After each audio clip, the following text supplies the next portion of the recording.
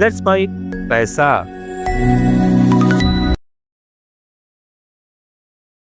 नमस्कार दोस्तों, let's mic पैसा में मैं मनीष आपका स्वागत करता हूं आज के हमारे इस नए वीडियो में। दोस्तों, अक्सर ऐसा होता है कि रिटायरमेंट के बाद आदमी का जो निवेश करने का तरीका है वो एकदम से 360 डिग्री चेंज हो जाता है। रिटायरमेंट से पहले तो वो हर जगह निवेश करने की सोचते हैं, इक्विटी में भी करते हैं, डेट में भी करते हैं, प्रॉपर्टी में भी करते हैं।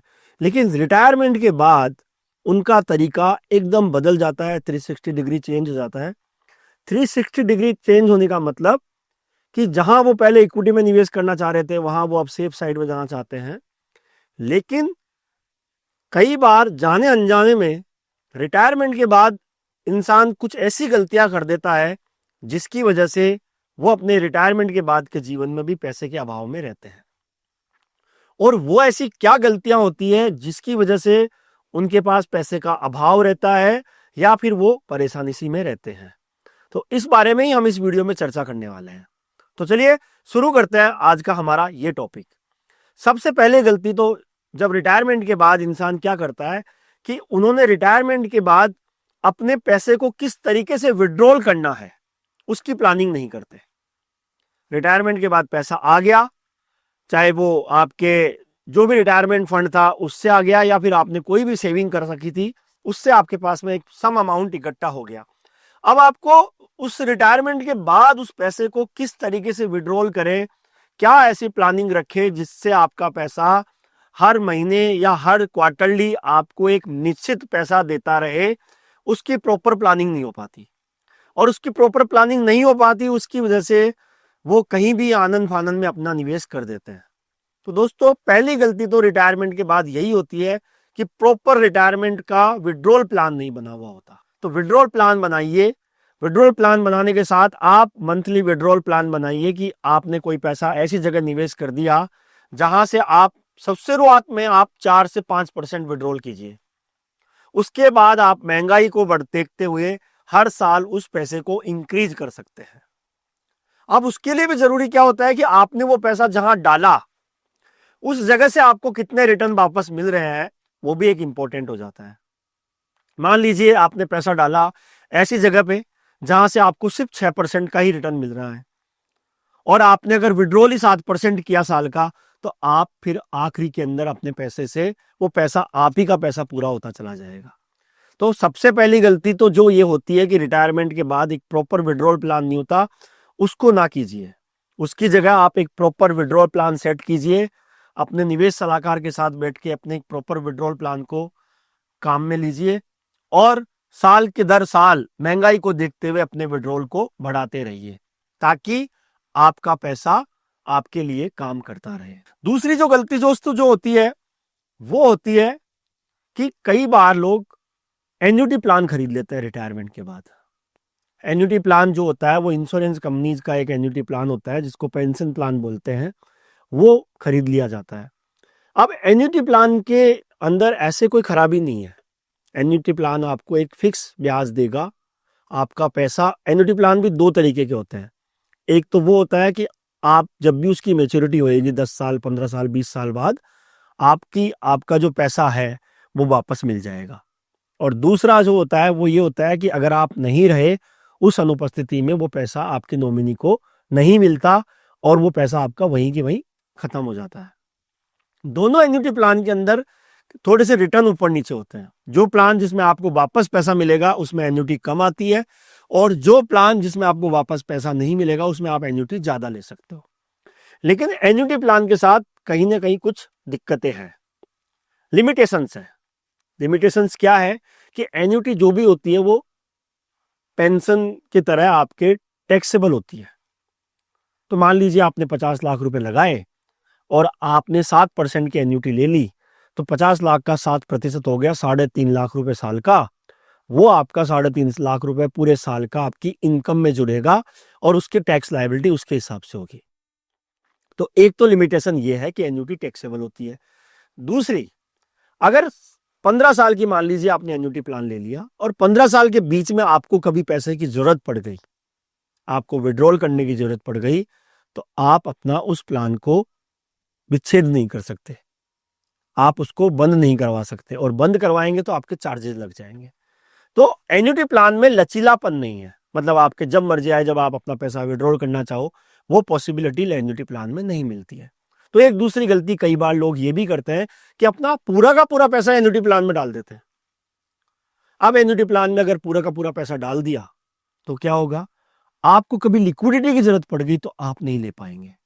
इसलिए एक गलती ये भी ना करें कि एन्युटी प्लान ही ना खरीदे, इसके साथ कुछ और सिमिलर प्लान भी खरीदे ताकि आपको लिक्विडिटी बनी रहे रिटायरमेंट के बाद। क्योंकि रिटायरमेंट के बाद कभी भी जरूरत पड़ सकती है पैसे की। हो सकता है आपको अपने पोते पोतियों के लिए कुछ पैसा देना हो, या हो सकता है आपको अपने बच्चों के लिए कुछ पैसा देना हो। तो इसलिए कभी भी एक अकेले प्लान पे निर्भरता ना रखें। तीसरी जो गलती करते हैं वो गलती बड़ी ही कॉमन गलती है। रिटायरमेंट के बाद जैसे ही आप 60 साल के ऊपर पहुंचते हैं, आप बोलते हैं मुझे अब इक्विटी फंड में पैसा नहीं लगाना। जबकि दोस्तों इक्विटी फंड ही एक ऐसे मात्र फंड है जो कि आपको महंगाई से बीट करते हुए आपको रिटर्न बना के देते हैं। और लेकिन रिटायरमेंट के बाद पूरा का पूरा अमाउंट आप इक्विटी से दूर करना चाहते हो। और उसमें होता क्या है, उसमें होता सिर्फ यही है कि आपने अगर पूरा प्लान ऐसी जगह डाल दिया कि मान लीजिए आपने पूरा ही बैंक एफडी कर दी। अब बैंक एफडी में आपको 7% का रिटर्न मिल रहा है और बैंक एफडी का ब्याज भी आपका टैक्सेबल है, तो आप फिर उस इन्फ्लेशन को बीट नहीं कर पाएंगे, क्योंकि 6 से 7% का इन्फ्लेशन भी सालाना चलता है। तो इक्विटी में ये नहीं है कि पूरा का पूरा पैसा डाल दीजिए, लेकिन कुछ अमाउंट आप इक्विटी में रखिए ताकि आपके रिटर्न एनहांस हो सके, रिटर्न बढ़ सके आपके। क्योंकि इक्विटी का इतिहास ये कहता है कि अगर आप उसमें लॉन्ग टर्म के लिए जाते हैं, 5 साल 7 साल 10 साल के लिए, तो आप लगभग 11 से 12% साल के रिटर्न आराम से प्राप्त कर सकते हैं। तो आप अपने उस रिटायरमेंट के बाद के फंड में इक्विटी के स्टॉक्स को, इक्विटी म्यूचुअल फंड को समावेश कीजिए ताकि आपके रिटर्न बढ़ सके और आप महंगाई का फायदा उठा सके। तो ये गलती ये भी करते हैं कि इक्विटी से दूर चले जाते हैं रिटायरमेंट के बाद, वो ना करें।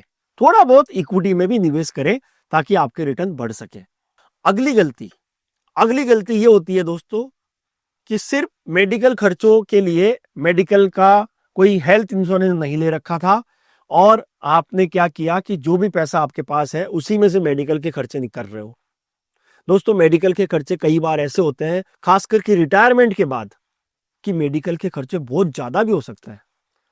तो इसलिए समय रहते हुए ही अपना एक मेडिकल इंश्योरेंस भी लेके रखें ताकि आपको कुछ खास बीमारी के टाइम कभी कुछ ज्यादा पैसा आपका खर्च हो तो वो मेडिकल इंश्योरेंस से आपकी हेल्प हो सके।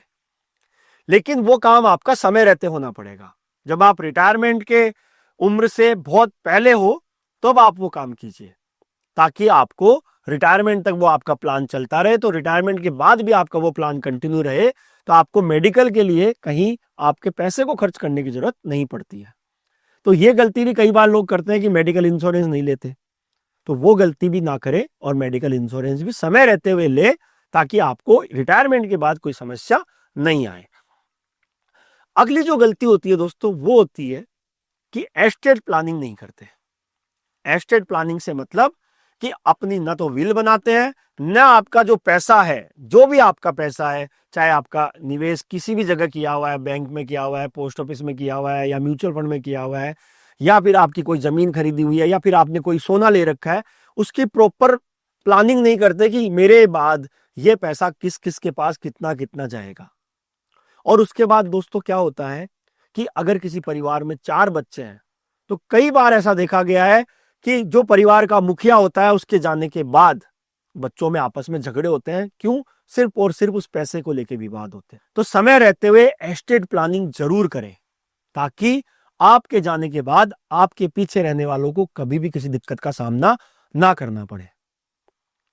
और दोस्तों कई बार प्रॉपर्टी के लिए, पैसों के लिए झगड़े ऐसे होते हैं कि परिवार की लड़ाई कोर्ट तक पहुंच जाती है। इसलिए समय रहते हुए एस्टेट प्लानिंग जरूर करनी चाहिए ताकि आपके जाने के बाद आपका वो पैसा किसको मिले वो प्रॉपर तरीके से बंदोबस्त हो सके।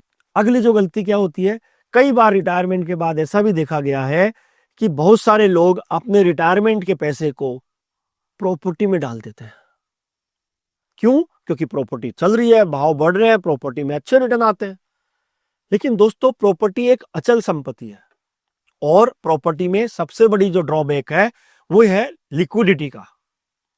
दोस्तों, आप बैंक एफडी को, आप म्यूचुअल फंड को समय रहते कभी भी आप विड्रॉ कर सकते हो, एनी टाइम एग्जिट ऑप्शन होता है। लेकिन प्रॉपर्टी एक ऐसी चीज है कि आपको आज की आज आपकी प्रॉपर्टी बेचनी हो तो वो नहीं बिक पाएगी। उसके लिए आपको इंतजार करना पड़ेगा, और वो इंतजार हो सकता है 3 महीने, 6 महीने, 8 महीने, 12 महीने का भी हो सकता है।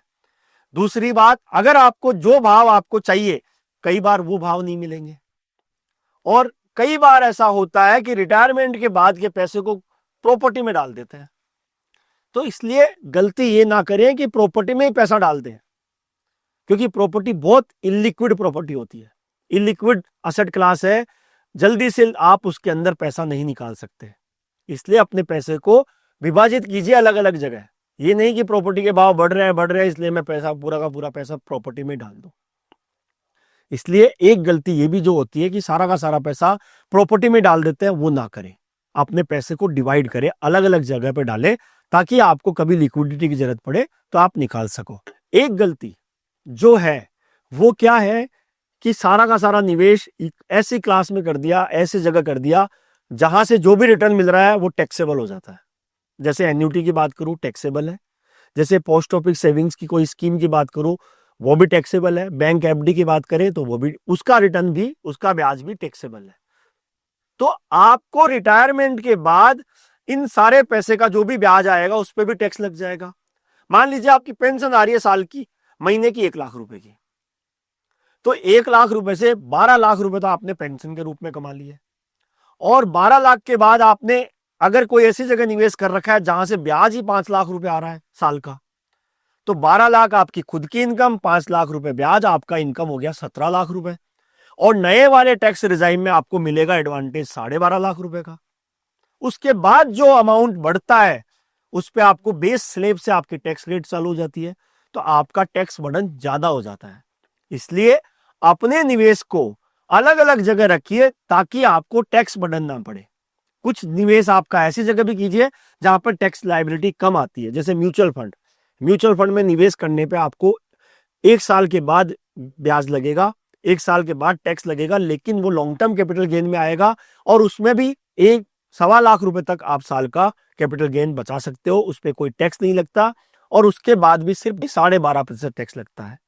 लेकिन बैंक एफडी में आप जिस इनकम स्लैब में आ रहे हो उसके अनुसार टैक्स लगेगा। एन्युटी भी आपकी इनकम में जुड़ेगी, तो जिस इनकम स्लैब में आप आते हो उसके अनुसार टैक्स लगेगा। तो आप जो है वो अपने पैसे को ऐसी जगह ही निवेश ना करें जहां से ब्याज ही टैक्सेबल ज्यादा हो गया। अलग अलग जगह डिवाइड करें ताकि आप अपने टैक्स बर्डन को कम कर सकें। और रिटायरमेंट के बाद टैक्स देना थोड़ा ना अखरता ही है, इसलिए टैक्स बर्डन को कम करने के लिए अलग अलग जगह निवेश कीजिए। और एक और बात जो गलती करते हैं, रिटायरमेंट के बाद भी लोन ले लेते हैं। दोस्तों, भले ही आप लोन अपने परिवार के किसी और सदस्य के लिए ले रहे हो, लेकिन रिटायरमेंट के बाद लोन लेने को अवॉइड करें, क्योंकि दोस्तों रिटायरमेंट के बाद की जो लाइफ है वो एक ऐसी लाइफ है जिसके अंदर आप शांतिपूर्वक अपना जीवन जीना चाहते हैं बिना किसी टेंशन के। और वहां पे अगर आपने लोन का बर्डन ले लिया तो वो फिर आपके कहीं ना कहीं दिक्कत हो सकती है। इसलिए रिटायरमेंट के बाद कोशिश ये करें कि आप कोई लोन ना ले, ताकि आप अपने रिटायरमेंट के बाद के जीवन को सुचारू रूप से चला सके। तो दोस्तों, ये जो गलतियां थी, ये 8 गलतियां हमने आपको बताई। इन गलतियों से आप ये सीखें कि रिटायरमेंट के बाद के जीवन को जीने के लिए आप अलग अलग जगह निवेश कीजिए, एस्टेट प्लानिंग प्रॉपर कीजिए, ताकि आपके जाने के बाद आपके परिवार वालों को कोई दिक्कत का सामना ना करना पड़े। ऐसे इंस्ट्रूमेंट में निवेश कीजिए जहां से आपकी टैक्स बर्डन कम हो सके, लोन ना लेवें, और एन्युटी प्लान, केवल एन्युटी प्लान में निवेश ना करें। साथ ही साथ आप अनावश्यक रूप से इक्विटी से दूर न भागे। इन सब प्लान बातों को ध्यान में रखते हुए आप अपना रिटायरमेंट प्लान कीजिए। तो आशा करूंगा कि आपको ये वीडियो पसंद आया होगा। आप अपने दोस्तों के साथ शेयर कीजिए, आपके उन रिटायरमेंट लोगों के साथ शेयर कीजिए जो कि रिटायर हो रहे हैं या रिटायर होने वाले हैं। साथ ही साथ आप हमारे इस चैनल को सब्सक्राइब भी कीजिए। आपका कोई सवाल हो तो आप हमें कमेंट करके पूछ सकते हैं। धन्यवाद। आप सुन रहे थे let's mic more than radio. Follow कीजिए हमें हमारे सोशल मीडिया प्लेटफॉर्म्स पर। It's time for news. It's time for more than radio. presenting the first radio news app, Let's Mike. Let's Mike, a news-based app